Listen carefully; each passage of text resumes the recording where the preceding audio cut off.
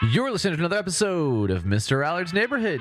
This is the place where you're entitled to Brad's opinion. And now for your host, Brad Allard. Well, hello everybody. Another wonderful Tuesday.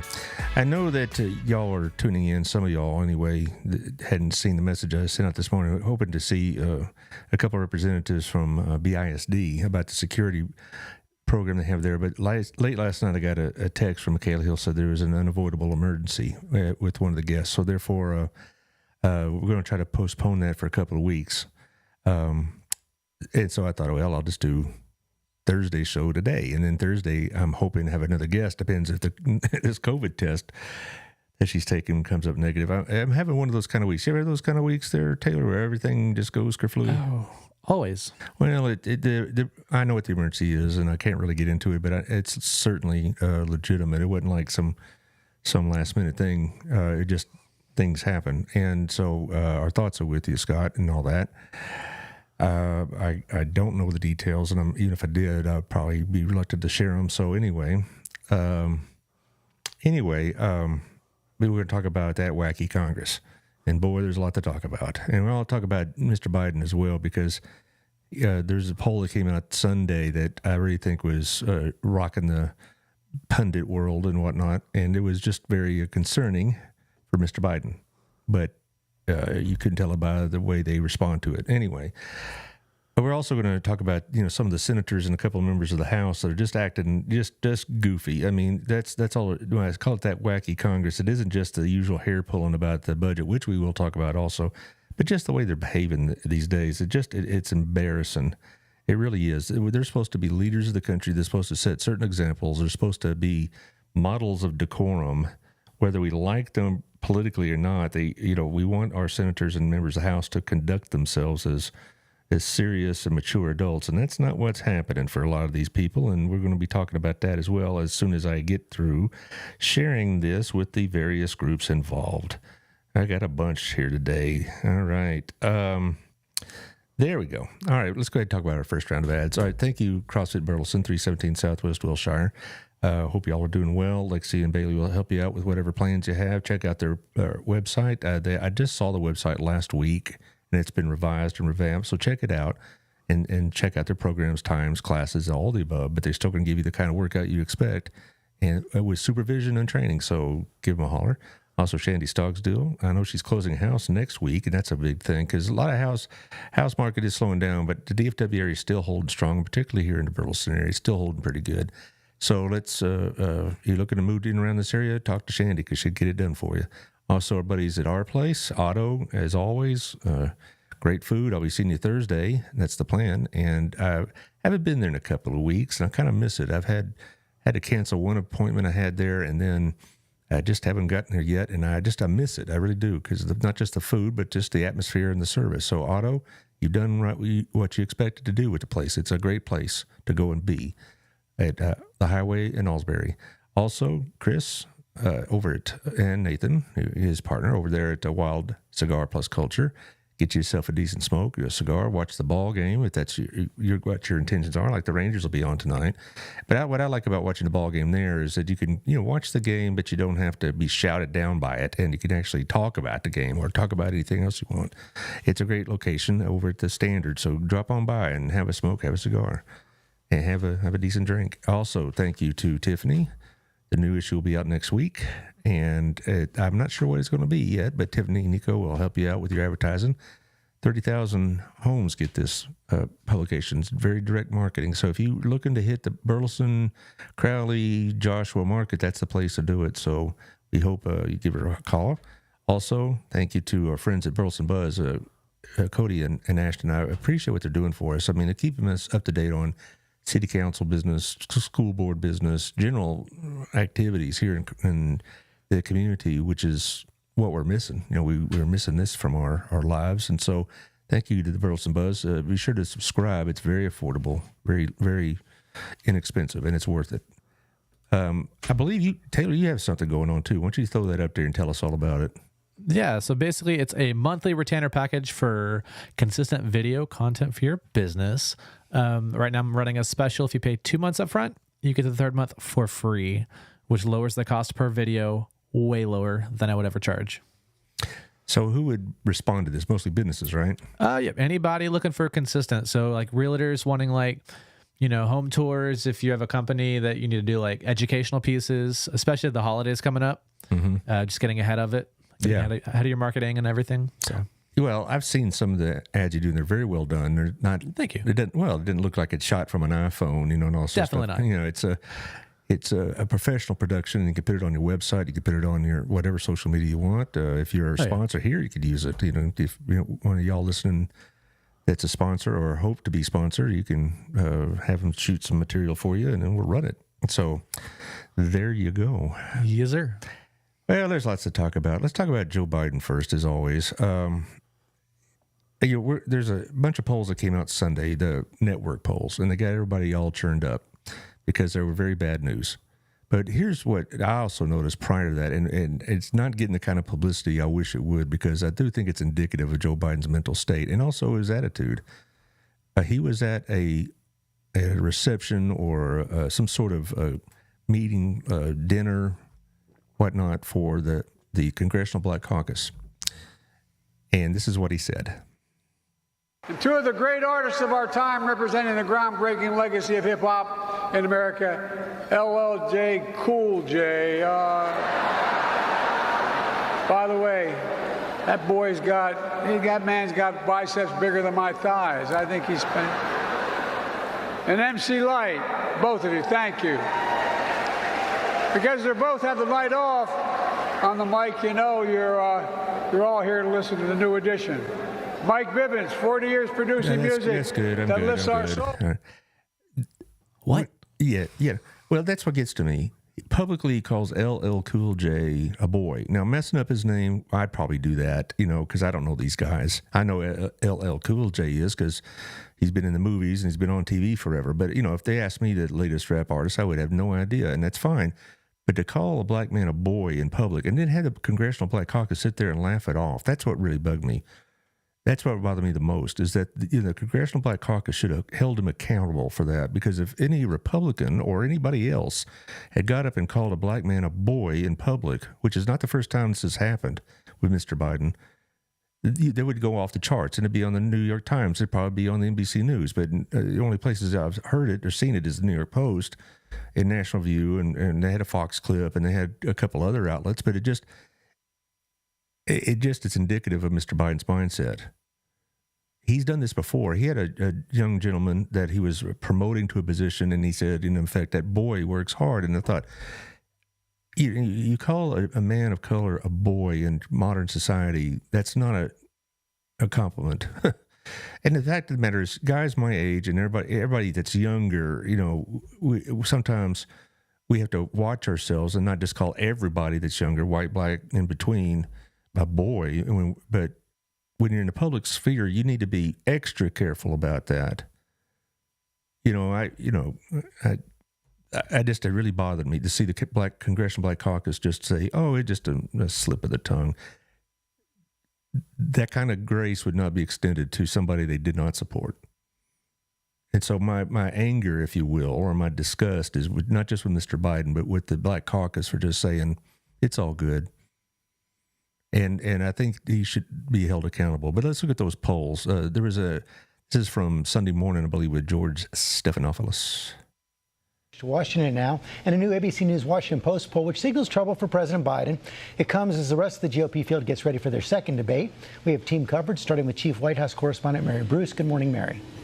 Good morning, George. Well, officials here are downplaying these latest numbers, but they certainly are cause for concern for Democrats. Look, President Biden is making the economic recovery the cornerstone of his reelection campaign, but our latest ABC News Washington Post poll shows Americans overwhelmingly just aren't feeling it, that despite easing inflation and low unemployment, Americans really aren't buying into his positive Bidenomics message. Just 30% of Americans approve of his handling of the economy. In fact, 44% of people say they are not as well off now as they were when Biden took office. And on another hot-button issue, immigration, the numbers show only 23% of Americans approve of the president's handling of that situation. All of this is leading to a dismal approval rating for the president, now 19 points underwater. And when it comes to Biden himself, we know this. His age is a real political problem for him. Right now, 3/4 of Americans, 74%, say that he is too old to effectively serve a second term. And a majority of Democrats say someone else should actually be the nominee, though the party is deeply divided on who that someone else should be. And take a look at this when it comes to the head-to-head matchup with Donald Trump. Our poll is an outlier, and it does differ significantly from other recent polling. But our poll shows Trump with a 9-point lead over President Biden, while 538's average polling still has Biden up by roughly 2 points. And get this, when we ask people if they think that Donald Trump should be constitutionally disqualified from serving another term, even those who said yes, that Trump shouldn't be allowed to run, 18% of them said that they would still vote for him. So, George, the bottom line here, this is just one poll. We are still a ways out from the election, but these numbers do show some real weaknesses for President Biden, George. Mary Bruce, thanks. Thank you. What I liked is the backflip that the reporter said, "Oh, it's just a one poll, and we're far off, and it's just an outlier." And she is right. That is an outlier. 9 points. I haven't seen a poll anywhere close to that. It's always been give or take 1 or 2 points, and so I don't believe that Mr. Trump is up by 9 points, but I do believe he's up by a couple, which is staggering to me. I mean, my opinion of Mr. Trump has been well documented here, and I just find that staggering that despite all of the accusations, and some of it he brought upon himself, and some of his actions and statements and blah, blah, blah, he still is in a very, very competitive position to win the presidency. And some people are just amazed and scared by that. But, it also asks those people, why did you put your faith in Joe Biden? Joe Biden has demonstrated pretty well what people are criticizing. He is too old. Is Donald Trump too old? I don't want a 77-year-old president because so I would probably have answered yes to both. Because once the decline hits, it's rapid. It's like what they used to joke about bankruptcy. It's very gradual and all of a sudden. And I'm living that right now. And so are a lot of y'all out there in the vast listening audience have family members that kind of drifted down a little bit, and then all of a sudden it's like they fell off the cliff. And we're living that right now in the Allard family, and so are many of y'all. And that's what I'm really afraid of, is that the decline at age 81, 82 is going to be sudden and swift. But the thing that it struck me is about the polling also is not the presidential poll. I thought that was kind of, we got one's attention, but it also is very, very significant is that 74% agree with the statement that Joe Biden's too old. Joe Biden made a classical mistake, a critical mistake in putting Kamala Harris as vice president, because as bad as his polling is, hers is worse. There isn't a single Republican candidate that loses to Kamala Harris in the head-to-head matchups. Some beat her significantly, like Nikki Haley. As far as Biden versus Trump, it's like I said, it's probably within a couple of points either way. The Republican candidate that does the best against Biden, Nikki Haley, by 5 points, which is just outside the margin of error, as they say. So I thought that was significant. And tomorrow night there's a Republican debate. I probably watch baseball like every real American, but it's still, if Nikki Haley does in this debate what she did in the last one, she'll probably replace DeSantis as a frontrunner. Let's look at the overall approval ratings for Mr. Biden here on the screen. This is from Real Clear Politics from this morning, and his composite is 13.7 down. That is approximately the same position that Donald Trump was at this position. And at that time, that was a record. This is approaching record territory of overall disapproval. And if you look at these kind of things closely, there's always an outlier poll. In this case, it's the Emerson poll, which is about half of what everybody else is saying. And so you take that poll out, and it's probably his disapproval rating is closer to -15. Then that's incredibly low. You're talking about in a country where basically 46, and 8% are kind of line up in Democrat, Republican, Independent. You're talking about a significant number of Democrats that are also disapproving of Mr. Biden's performance, not just, cranky old Republicans. It also means very, very heavily skewed against him in the independent category. And so, Mr. Biden, the Democrats, well, in public, oh, it's no big deal. It's early. It's whatever. Once people start seeing the improvement in the economy, oh, it's all good. The truth of the matter is, in political world, there's going to come a time where these attitudes become set, hardened in concrete almost, usually by June of an election year. Usually by then, everybody's made up their mind except for a few stragglers. And many of those stragglers say, forget it, I just don't think I'm going to vote.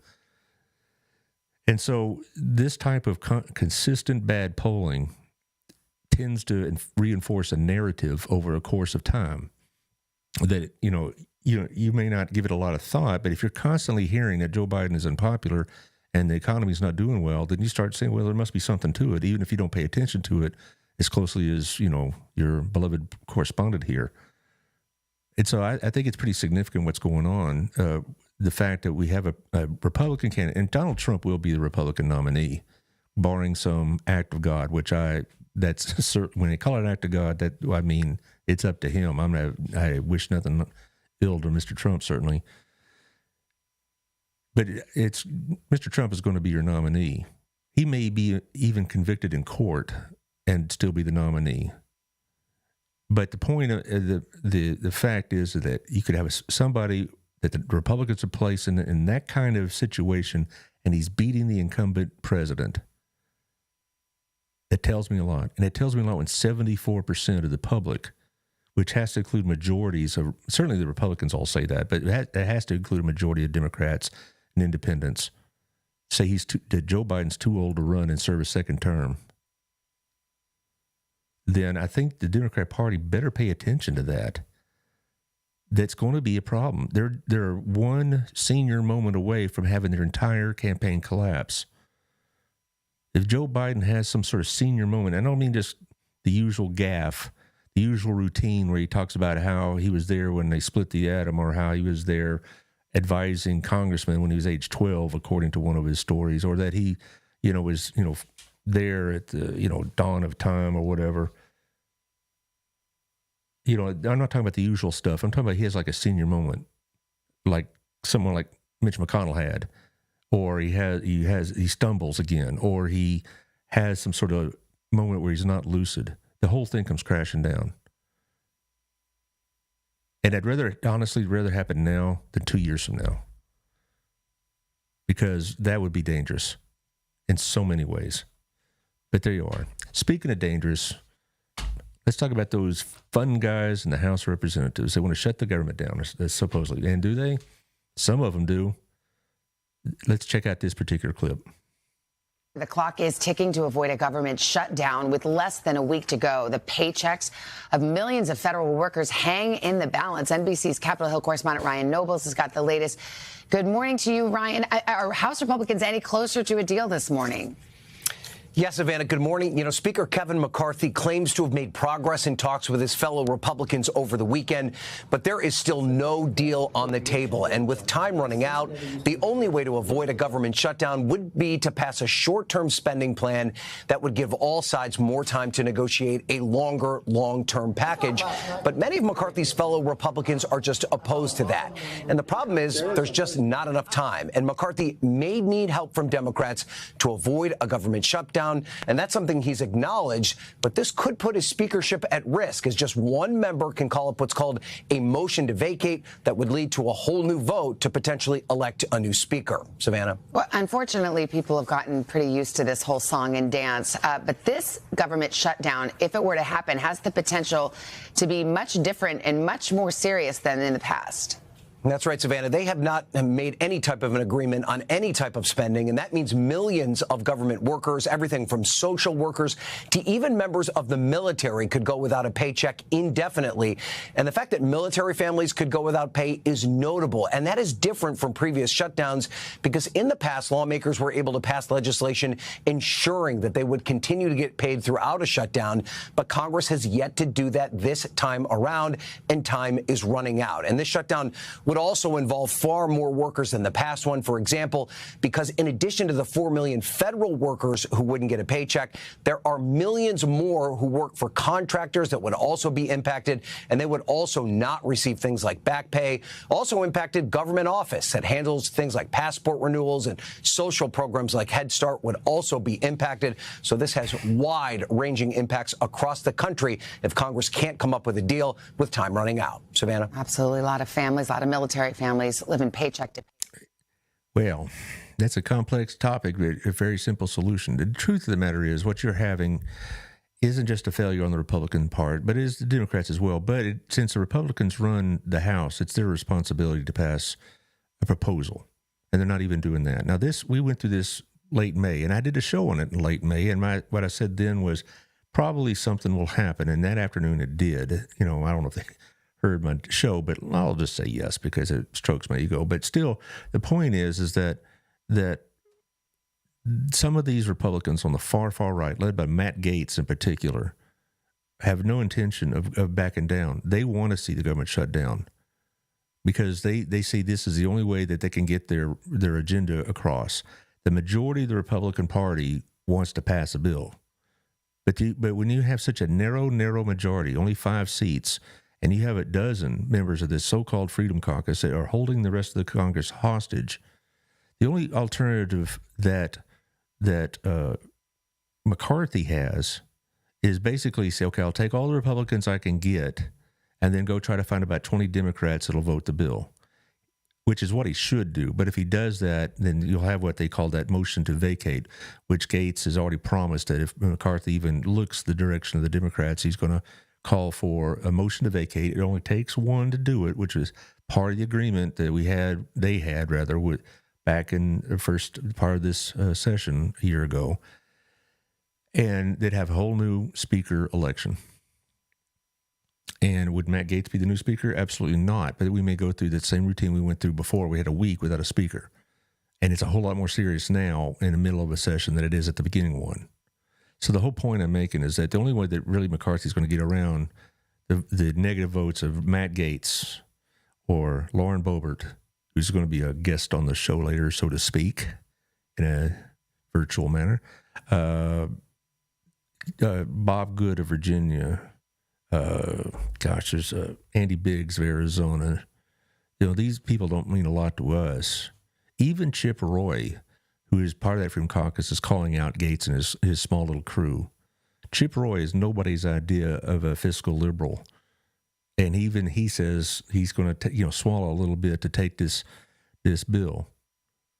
But Gaetz and the others will not. And it only takes about 6, and there's about 7 or 8 of them said, we will not vote for anything that does not cut spending dramatically. So where is McCarthy again going to get those votes to get something on the table by Saturday afternoon or something like that? It's going to have to be with some Democrat support. And with Democrat support, they're going to say, we're not going to vote on anything that cuts these kind of plans that Gaetz and his crew want. Gaetz and his crew want to have significant cuts of social welfare programs. I mean, significant cuts. And there's no chance in the world that the Democrats will ever come on board with that. So you're going to have a situation where what I see right now, and I may be wrong, but the only way I see it right now is McCarthy just says, to heck with you guys, and gets himself about 20 or so Democrat votes with the accommodating compromises will go with it. Get something signed or get something on the table and put it in the court, the ball in the court of the president and the Senate. But it may cost him his speakership. So I'm going to see if he's going to be a profile and courage, as they say, and sacrifice his speakership.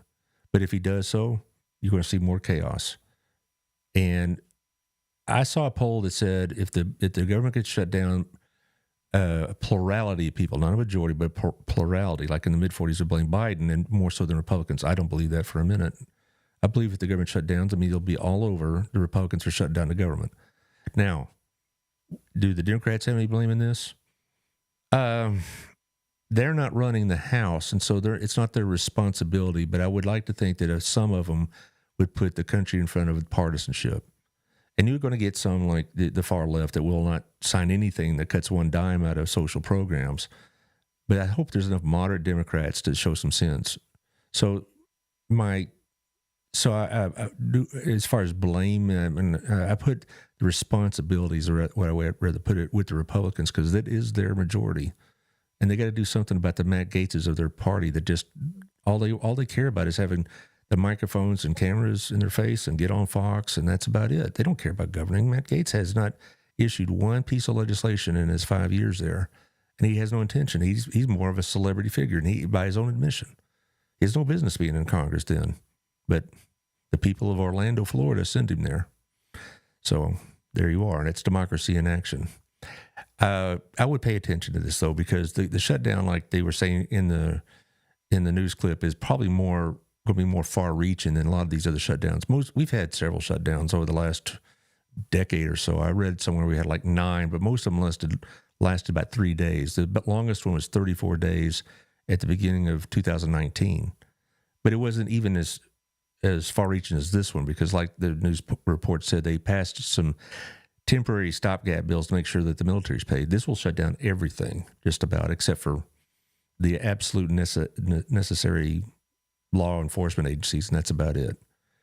So pay attention to this. It's an issue.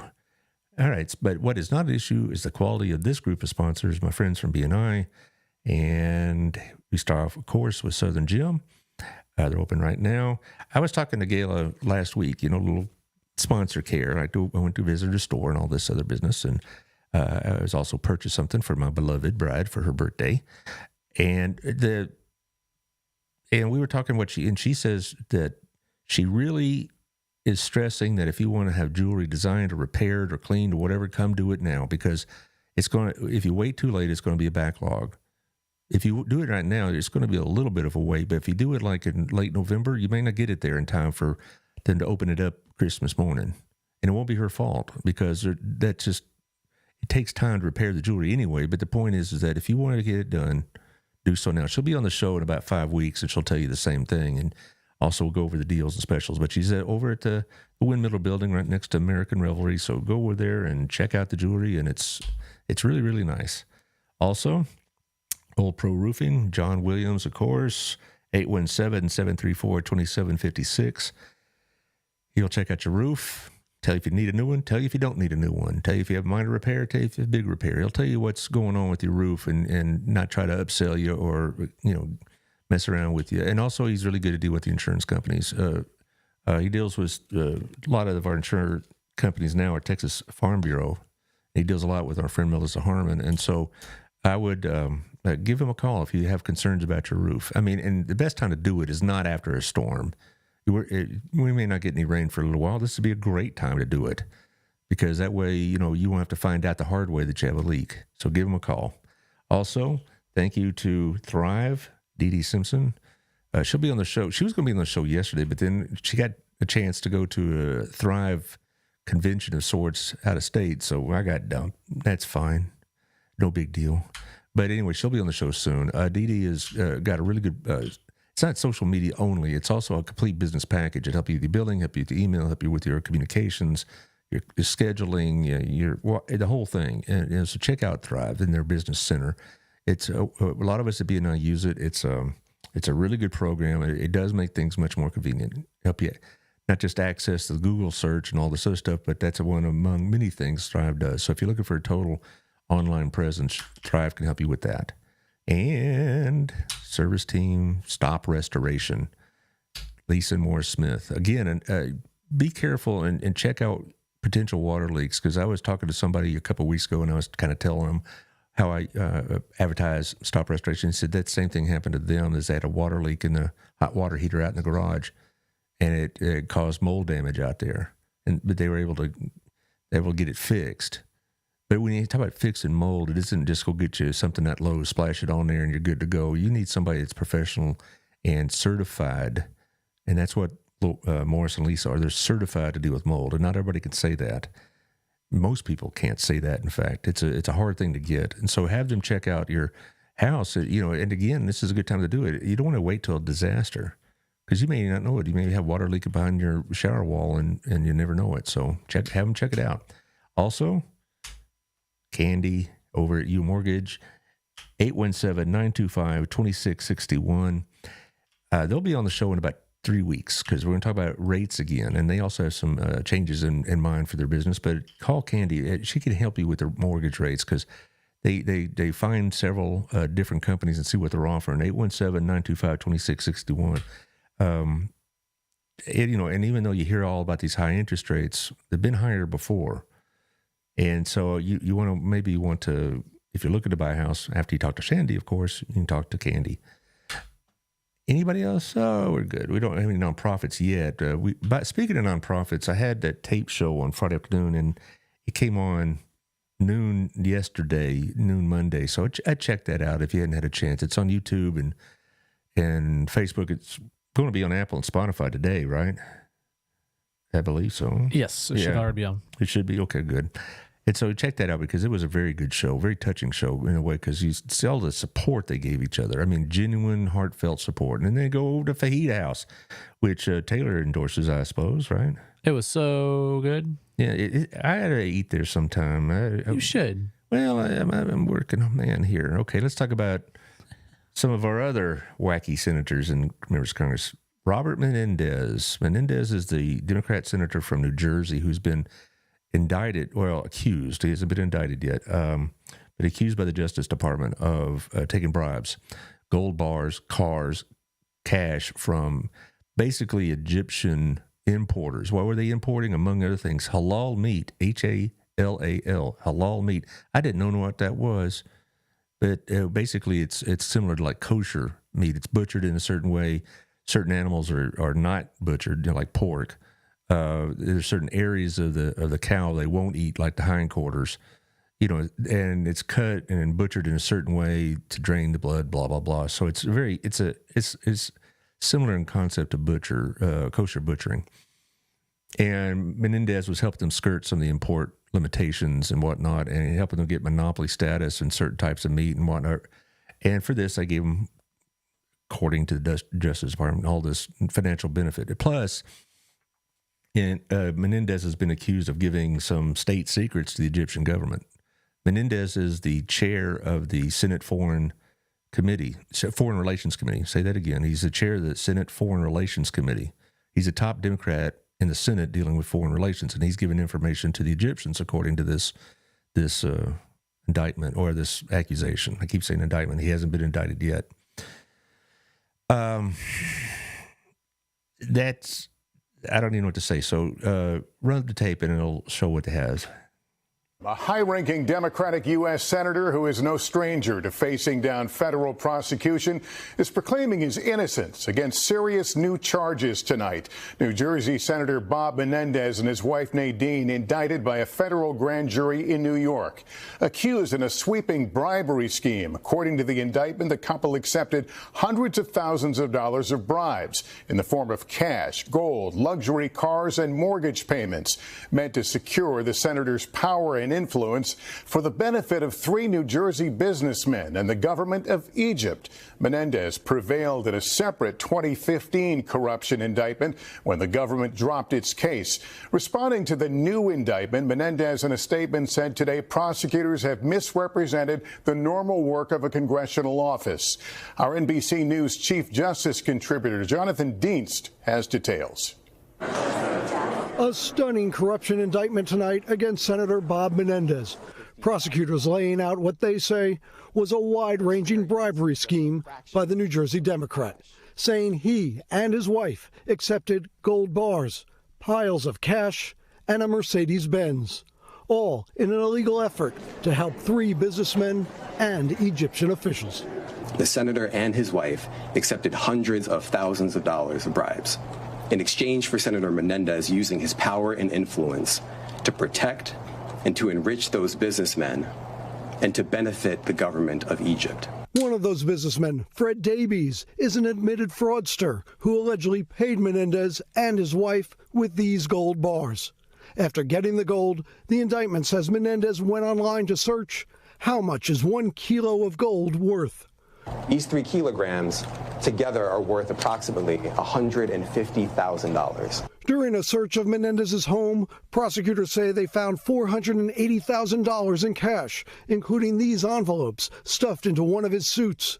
More hidden in a safe and in closets. According to the indictment, Senator Menendez also abused his powerful position as chairman of the Senate Foreign Relations Committee.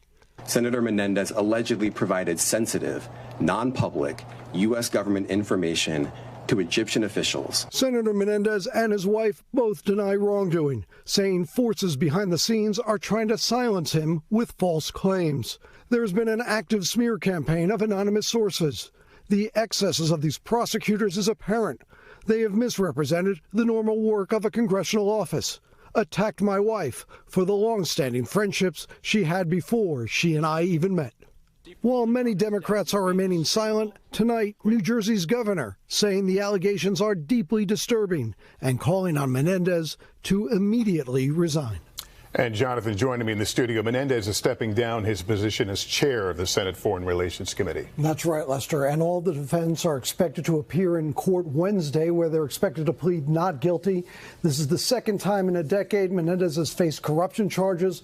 Last time it ended in a hung jury, and the charges, Lester, were then dropped. Thanks for watching. Stay Okay, I misspoke. He has been indicted.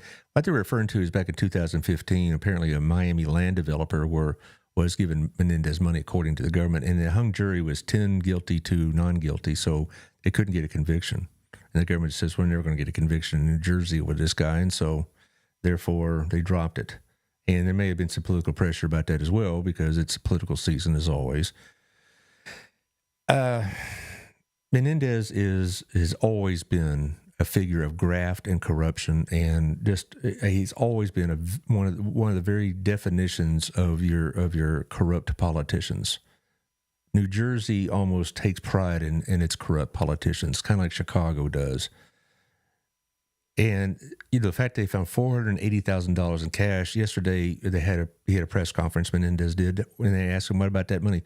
Well, I've always had I've been taking money out of the bank for years to accumulate a stash of money. Well, all those bills are brand new, so this is all recent transactions. But basically, he was saying that he's always taken money. He's always had, but he had money in envelopes in his suit pocket, a couple of his jackets.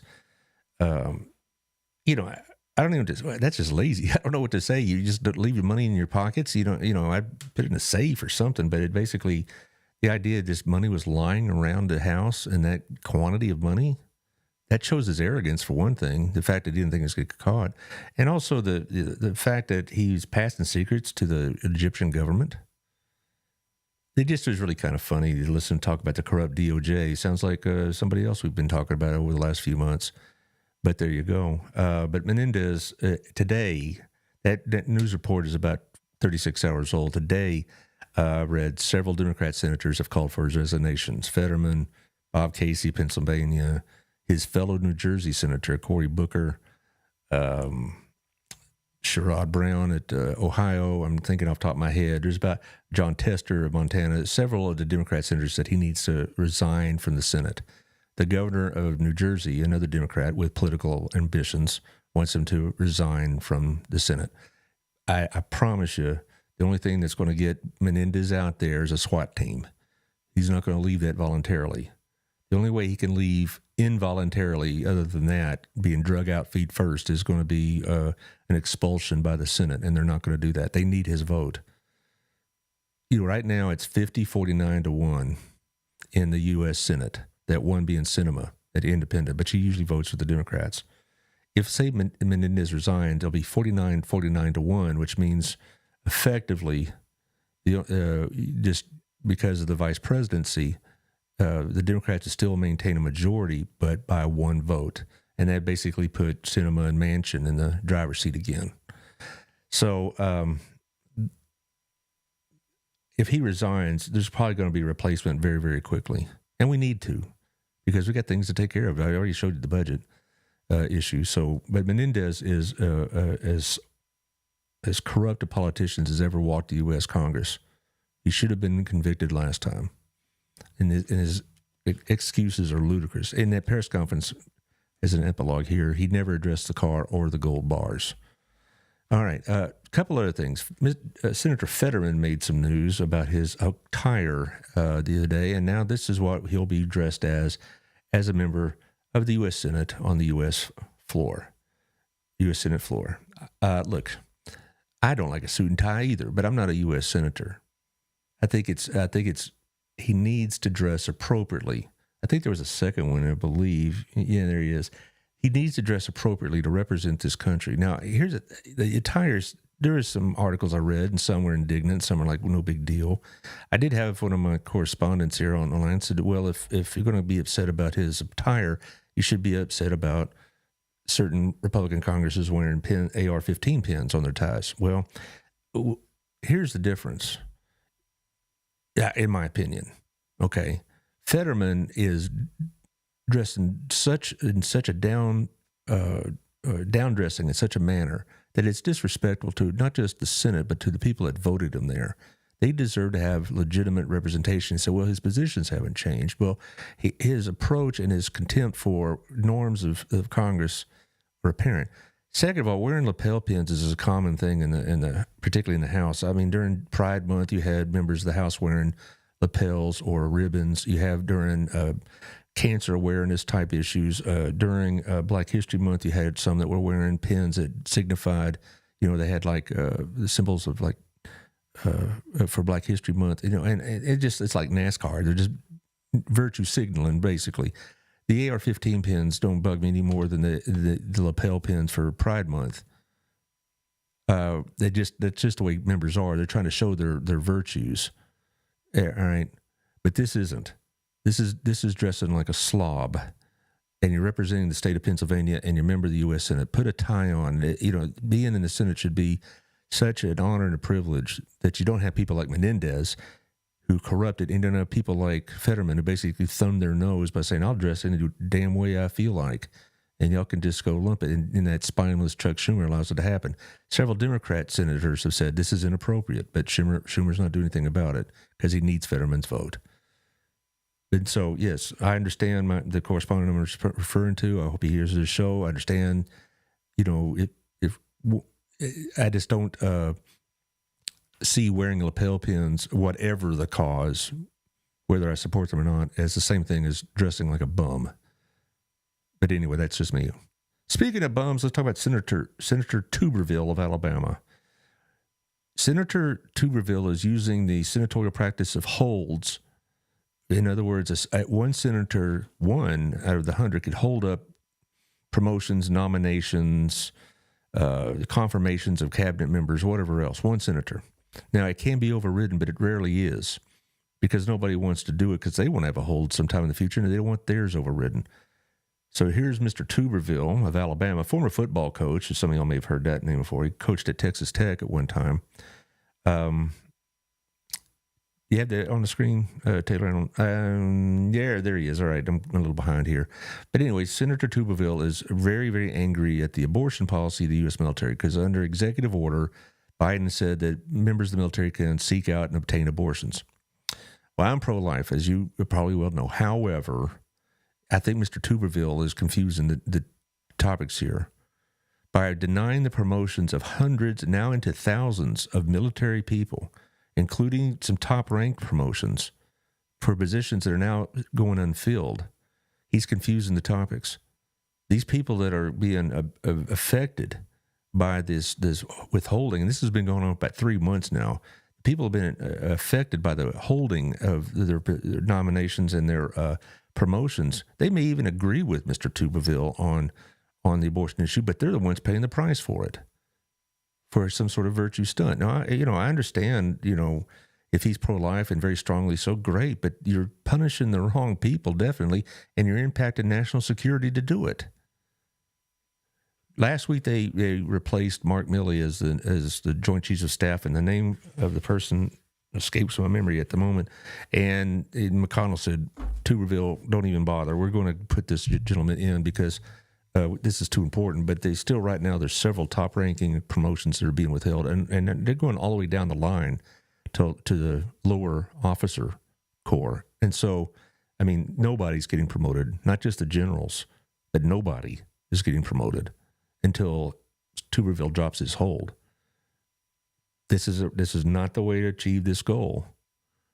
It's not the way to, it's not fair to these military families to pay the price for his virtue signaling. And it is starting to become a national security issue. And we're not just talking about, Democrats saying that. The Republicans are saying that. They're saying this you made your point. It's time to let go of that hold because too much is at stake. If you want to fight the abortion issue, do so on the abortion grounds, not using these people as pawns, basically, in this little escapade. So I'm sure Senator Tuberville is hunkered right by his online source, listening to me right now. I'd say to him, you made your point. Now drop it and let our military do what they're supposed to be doing. Yes. Speaking of other misbehaving members of Congress, our friend Lauren Boebert. She's a beauty. A couple of weeks ago, Lauren Boebert got kicked out of a theater in Denver. It was a live play, not a movie theater. And here she's being escorted out of her seat. Why? Because she was vaping during the performance. It's a musical she was watching, and she was singing loudly with the crowd. There's suspicion that she was intoxicated or something. Also, while the theater was dark, she and her date were acting like teenagers, behind the schoolhouse. They were groping and molesting each other in public. I just don't want to say about that. She was basically, here you can see this picture. You can see the vape smoke coming out, and they stopped the show to say quit vaping, and they called for security. And then later, the security camera showed her and her date. She just got divorced not too long ago. Just showed her and her date, just pawing at each other and touching each other in very inappropriate manners. That's a member of the U.S. House. And it's part of the ones that's holding up the whole budget issues.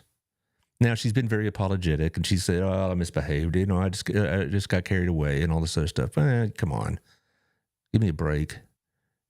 I think in all of these cases, with Menendez, with Fetterman, with Tuberville, with Boebert, and others like that, they're showing contempt for the process and for the people that put them there. The people of that district in Colorado don't expect to be represented by a woman that's going to go out and basically make out in public and make a spectacle of herself. The people of Pennsylvania want to be represented by somebody that takes it seriously, not dresses like he just got off working in his garden. The military doesn't deserve to have Tuberville disrupting their lives. The people in New Jersey asked, but I think they got what they asked for because they keep electing Mendez in there. But we need to have a system in place that would say this is just a step too far. And maybe with some of the Democrat senators calling for his resignation, something might happen. But they don't know Bob Menendez, I don't think. But all these things are just, we got serious problems. And we got idiots like Matt Gaetz that wants to be on a TV pundit, or my guess is he wants to be a senator one day. I think he wants to be president one day. He thinks this is the way to do it. We got people that are willing to put this country in dire straits to make ideological points, not on both sides, left and right.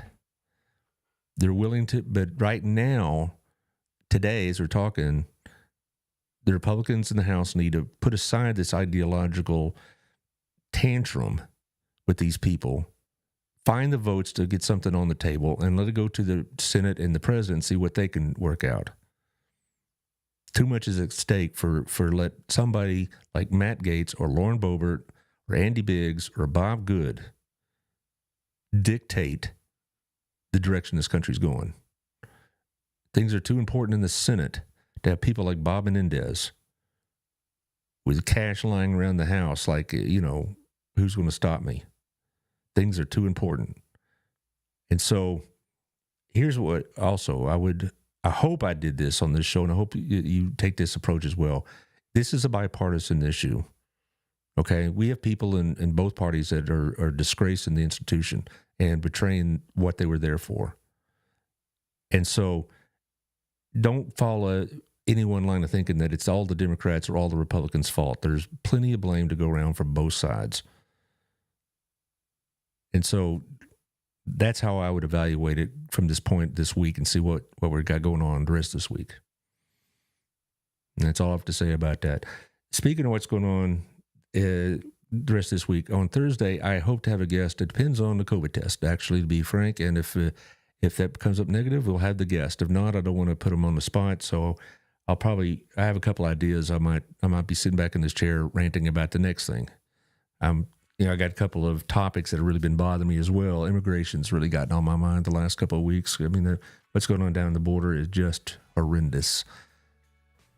Next week, I have the new president of the Chamber of Commerce. All right, Melissa Miller.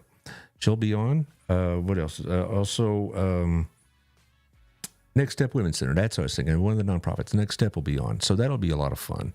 So we'll see y'all hopefully Thursday, one manner or another. Y'all take care.